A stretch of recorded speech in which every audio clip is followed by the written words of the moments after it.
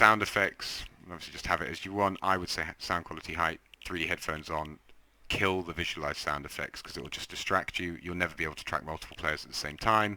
Your ears are actually fantastic, and you can get reasonably cheap headsets that are good. I would always recommend the Razer because that's the one I got, and it's never let me down. And then all of that stuff is nothing to do with Fortnite.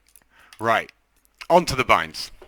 Now, I am not suggesting you use my binds. If you have a quick look at my binds, they should hopefully... Oh, let me put my confirm back, because I actually do use it just to confirm certain edits that I'm like holding. It doesn't matter. Anyway, if you look at my binds, hopefully they should make you feel sick to your stomach, because if you notice, the only ones that will be the same as yours will be crouch, attack, and pickaxe, I think.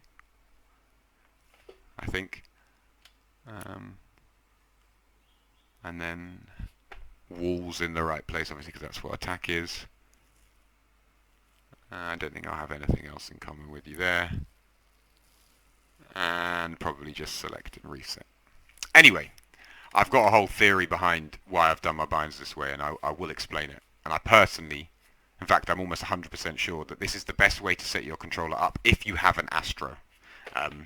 I'll also explain, having bought most of the different Pro controllers, why I'll never use anyone other than an Astro, even though they tend to like fully break within 3 months. But the R1 and L1 buttons keep thinking you've double tapped them when you haven't, and so if you've got stuff like previous weapon or next weapon on your L1 and R1 or LB and RB, sorry, and you go to swap one slot to your shotgun and you get your heals out in the middle of a fight, that's going to be reasonably difficult. Equally, it doesn't matter. You know, there's not many buttons you can afford to have on those two. I actually got used to binds, having changed them all the time and having been worked on this for quite a while. And then my fifth Astro, because I'd had to just keep returning them when they broke again, and I just said, right, I need to take the advantages of what I've figured out with my binds so far and build it around the L1 and R1 being buttons where it doesn't matter that I double tap them. If you double tap edit, it doesn't do anything. If you double tap aim down sights, it just still thinks you're holding it, not a problem. If you double tap stair piece, doesn't make any difference. It just arguably it might even press the stairs a little bit quicker. And again, if you're resetting, it doesn't matter if you double tap that, and LB's unbound. So I worked my way around it, but there is a good reason why edit, switch mode, jump, and all four of the build pieces, because floor and roof piece are actually what are programmed to my back buttons. I don't press left on the D-pad and X. Those are, and the same with next weapon and previous weapon. Those are also the back buttons. I can touch all 7 things you need to do. So wall, stairs, floor, cone, edit, switch, and jump without taking my thumb off either analog stick, which is awesome. Yeah, that is so good. And equally, being able to shoot and change to build mode, change to build mode, and then edit. All of these processes, I never take my thumb off the analog stick unless I'm getting out my pickaxe or placing a marker. That's literally it. And the other time is maybe if I take my left thumb off to check the inventory or dance on someone. That's it. Otherwise, I literally never lose control of crosshair placement, which is pretty much the most important thing in the game. So, regardless of whether or not you set up the buttons the way that I have, which you'd need a controller with buttons on the back for, you have to understand why I've done it. And the reason I've done it is because if I want to hit a jump shot and I have to take my thumb off the aiming stick because I'm pressing jump with my thumb. Oh no, sorry, that's what you guys would use for jump. I just pressed X for marker. But anyway, if you have to jump with your thumb, then that means you can't do this at all while you're jumping. So let's say there's a guy and he's on this ramp and you want to jump and shoot him. Instead of being able to go like that, actually I'm quite glad that it's run out of bullets, because that noise of it just pumping in my ear every time is not doing my head any favours. But anyway, instead, people who have to jump with their thumb have to do this. That's obviously much harder. They're locked facing forwards until they can get their thumb back to the aiming stick. It just makes their life so much harder than doing that, right? So that also applies to builds, right? If I want to do that and jump you can't do that. Oh, that's terrible. You can't do that if your looking is the same as your jumping, right? It's very, very simple. So you have to ask yourself which activities do you actually need to do while looking. Well, the first thing you need to do is you need to be able to see somebody and be like, oh, my builds, right?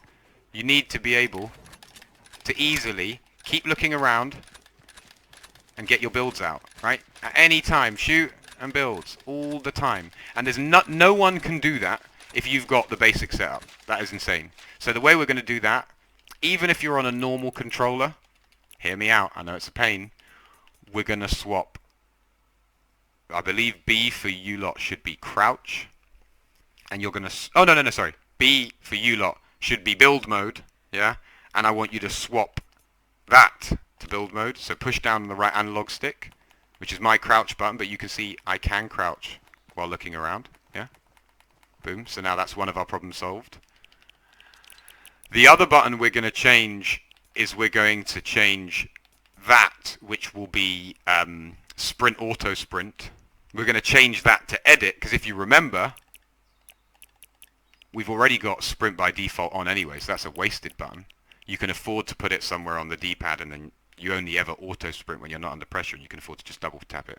At which point we're now freeing up this button for edit, and being able to edit while you're looking around means that rather than having to take my thumb off this right now, it just becomes very easy to constantly be moving my crosshair and editing, right? Move. I need to quickly look that way. I don't have to go look that way, take my thumb off, press edit. I can just go straight away. So much easier. It makes everything smooth and fast, right? And really important. And also, if you think about it, let's say you are editing a wall and you've had to take your thumb off to start it, there's like a bit of a wait before you can get your thumb back and start selecting tiles, right? And if you'll end up doing is just editing too many windows because it's too hard for you to start the actual dragging of the select fast enough because you've already had to wait a while for your thumb to get back to being able to move the stick. So quite a lot of people, I think most of the pros, use edit on the left stick. So we've got edit and build.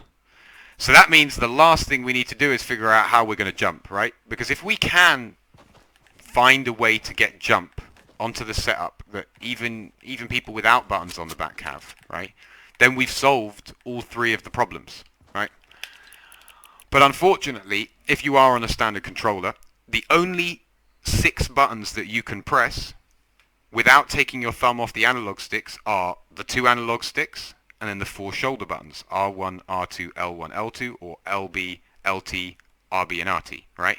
Right trigger, left trigger for LT and LT, if that wasn't what you refer to it as. Anyway, the point is, yeah, we've only got 6 buttons here. That's why I would say to you, look, if you're taking this really seriously, you're going to need to get a controller with buttons on the back. The only other solution I think of is that on controllers on the PS4, there is a touchpad at the middle that you can also map to something, and in theory you could map a useful button to that and press that with either the finger that you press L1 or R1 with by just reaching over a little bit on the top. You'd have to have reasonably big hands for that, but if you could press touchpad quickly without taking your thumb off the analog stick, that could serve as your 7th button. But Xbox don't have that option. So what we're going to do is we're going to ask ourselves honestly in the build section, because this is the you can actually do without, as long as you've got edit and build on these 2 here, you're actually good for shooting, because in shooting you don't need all 7 activities at once. It's only building that's so complicated, and you need to edit, build, jump, all of that nonsense, right? What we're going to do is we're just going to trade one of the pieces. Now I can't really show you, let me just show you yours as an example, right? These are yours, yeah. What you want to do is trade one of these buttons.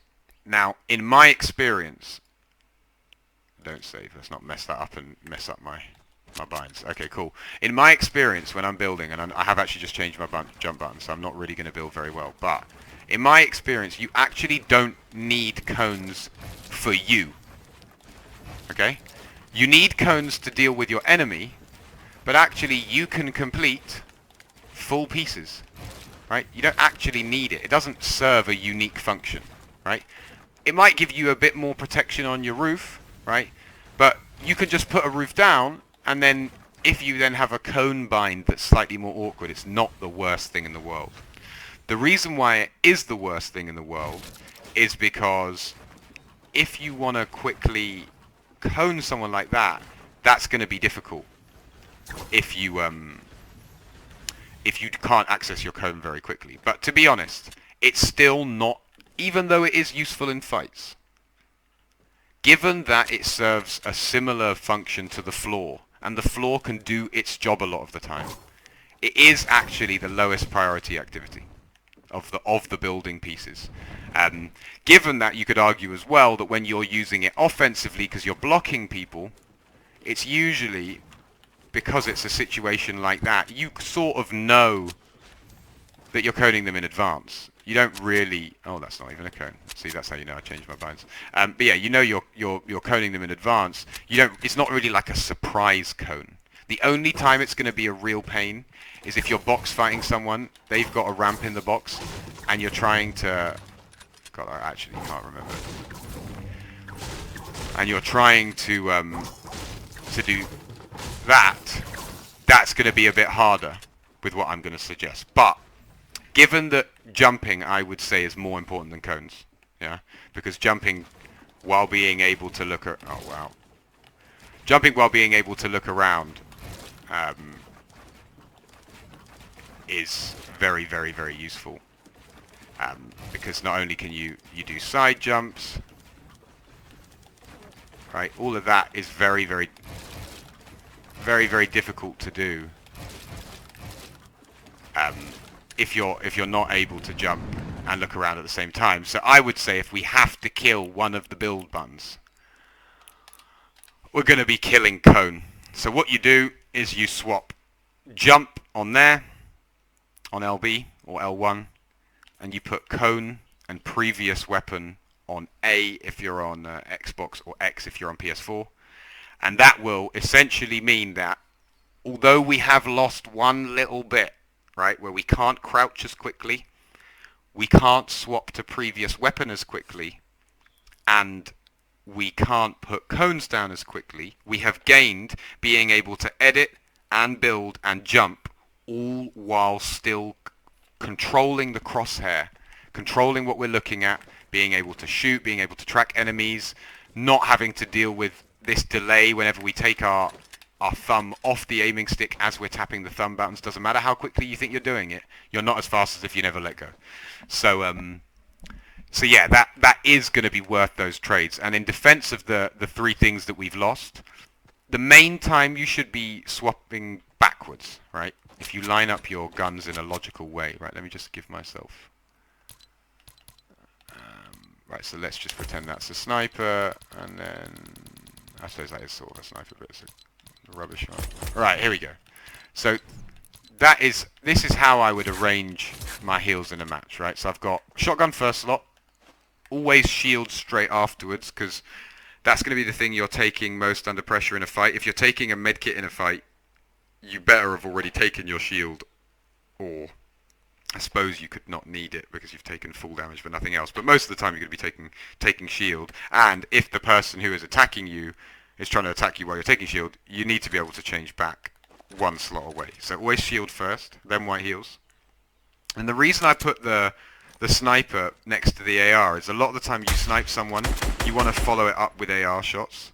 So having those next to each other is good. I know a lot of people used to put the sniper next to the shotgun from back in the day where you had the heavy sniper, because it used to be able to one-shot through walls, and so it was really useful to have it right next to your shotgun, because you could one-shot through the wall, break the wall in one, get into their box and shotgun them straight away, but that doesn't exist anymore. And even then, double swapping, just knowing, oh, okay, I'm about to...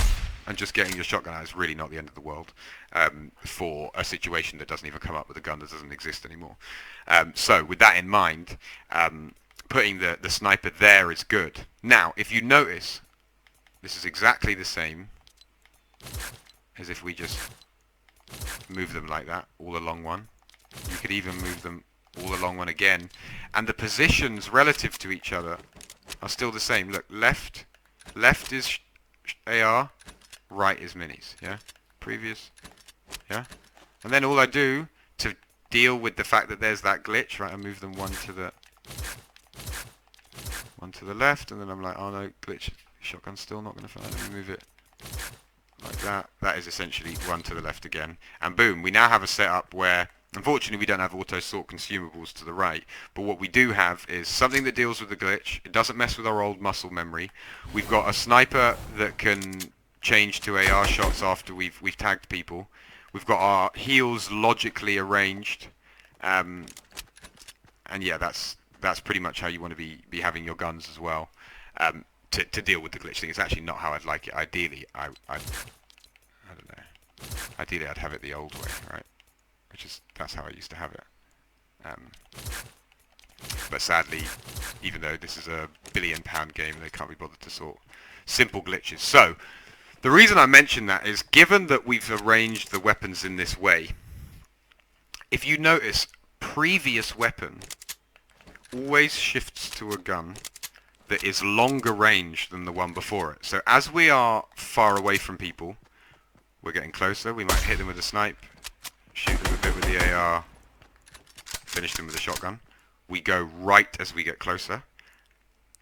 With the exception of changing to your AR to spray after a pump shot, which I'm about to cover, you don't actually swap back through the weapons, really, if you're under pressure. If you're changing from your shotgun to your AR, or your AR to your sniper, 90% of the time it's because you've put distance or builds between you and the enemy, or they have, and the pressure in that moment has gone down, and we're essentially working our way back to being in a situation where we can work back up to another shotgun shot. So, the only time where you under pressure swap from your shotgun backwards is after you've just hit a shotgun shot. And in the moment that you've just hit a shotgun shot, you should have aim assist, right? If nothing else, it doesn't hurt to keep your crosshair reasonably steady when enemies are there. If there's ever a time, hopefully after you've just one-shot them with the pump, if there's ever a time where you can afford a tiny bit of delay, previous weapon is okay, because A, you can train it pretty quickly, but most of the time you have just hit them, and aim assist is going to make you stick to them a little bit. Because your sensitivity will have gone down, like I said in the last session. Like I said, aim assist reduces your aiming sensitivity while your cursor is over the enemy player. The reticle's over the enemy player. So given it will be more controlled, it will feel a little bit sticky. And so in that moment where it's sort of grabbed onto them because you've just hit them with a shotgun shot, you can afford to quickly take your thumb off for 1 second to get the AR back out. So I think you can cope with previous weapon being on X. And finally, and then cone is a pain. I'll admit it to you straight, and that's why I'm saying, because cones are important. I personally think that yeah, you probably do need to get a controller that has buttons on the back if you really want to take it seriously. But you don't need to cone for a long time, because you can piece control people with floors. You can do all of the fundamental things with floors. The reason why cones are so special is they just place slightly further away. So if I tried to place the floors there, look, see? But if I... my buttons, this is so annoying. But yeah, if I try and place the cones, look, if I try and place the floor, boom. Try and place the cone, boom. So it's just got a longer range, and that means that you can box people at distance. Someone's ramping above you, you could just cone them off, right? There's quite a lot of cool things you can do with cones. I think most of them, you decide to do them before you do them, and so you don't really do them on reaction, and actually you can afford to jump and press X for a second. Bearing in mind that before you get all uppity about having cone on X, you lot, I'm guessing, were happy to have jump on X until a few seconds ago, so, you know, clearly jumping and putting cones on stuff wasn't that high a priority to begin with, and actually it's not too big a change. But so I know it is annoying, and don't get me wrong, you will rage, you'll play badly probably for about 2-3 weeks, but I have been changing my buttons continuously from since season, I think it was chapter 2, season 2, when they first brought the charge out. I didn't like shooting with R2. I thought it was a bit hard to let go of, so I made my shoot button R1. Ended up having to change a bunch of other things. And it's like a joke in my that the group of friends that I play with on Fortnite that I've never had the same buttons for more than, I think it was like 2 weeks was the longest I ever went. But I've changed my buttons, like a fundamental button, trying out different combinations every single week, and I spent most of the time raging. You'd assume that it would have made me worse, right, and that I wouldn't have improved during that period. Chapter 2, Season 2, overall kill to death ratio for that season was 2.25, right? Next season, 2.39, because I was literally just starting with the new buttons for the first time and I'd never changed buttons before, right? Chapter 4, still changing binds all the time, 3.64. So far this season we're on 4.2, right? So, and this is literally, I'm changing binds every single week, and I'm changing jump, edit. Honestly, if you can ask and probably hear me complaining about it, because I'll probably change them again. But regardless, the point is, yeah, you will actually be significantly better than you ever were if you equip yourself with a toolkit that can do new jobs. It doesn't really matter how good you are at pressing buttons if someone else is just pressing them worse than you, but faster than you. And so yeah, so if you really wanna improve, you need to at least be able to jump and look around, build and look around, and you need to be able to look around before you're selecting your edits, right? So you can actually start the edit in the right place, right? If I want to run up to a wall, look at his head, and then I'm like, oh wait, I want to do top corner edit. Somebody would either have to press edit and have let go in the process and then start, right? Or they'd have to look up here first and then press the edit to start it in the right place. But then what happens if the dude opens the wall when they're up here and they haven't even got their thumb on the crosshair? They're dead, right? It's just, you need to be able to pre-aim. Look, you need to be able to do that, essentially. You need to be moving in a circle and be able to tap edit at the beginning, which obviously you can't do if you're editing with your thumb. So yeah, that was a long video, and it was probably not the most interesting one. But if you think you're going to hit shots with anything other than the settings that are going to make this as easy as possible for you, like, I'm sure there are people out there, and you could probably find some person that uses the strangest settings. I know somebody that doesn't use aim assist. I know people that, you know, I for a while used 85% aim assist because one season it was actually way too strong, and it was messing up my shotgun shots, and I felt it was easier on 85. But regardless, yeah, you know, there are a lot of weird setups that people have. But if you don't understand that jumping, getting your builds out, and editing are fundamentally things you need to be able to do while constantly moving and looking, yeah, then you know, it's just going to put a hard cap on how much you can get better, because there are people who can do that. And bearing in mind, we're controller gang out here, and we're trying to take it to the mouse and keyboard players, and it is super difficult. So you need to be able to be doing the thing that they can do better than us the most, which is you need to be able to edit. Oh, I can't even edit with these buttons. It's so sad. Anyway, you see what I mean, yeah? The whole point is there's no way I can do that if A, I haven't got edit on release on, B, I'm not resetting on release because that's super easy, and 3, I'm not able to look around in between the edits, right? I'm looking around in between them, which you can't do if you're having to let go of your aiming stick to be able to press the edit in the first place. So yeah. Especially then again, if you have to use confirms and you're confirming your resets, a lot of people are still confirming with B. How are you meant to confirm quickly and do that? It's just a nightmare. So yeah, that's today's tutorial. Look at that. See, it makes me look popular, but I'm actually not really. I'm a bit of an arse. Anyway, that is what you want to do, and then. Just to give you an idea, I've got one of my closest mates on Fortnite. She was still using the original settings, right? Oh no, that is not what I meant to do.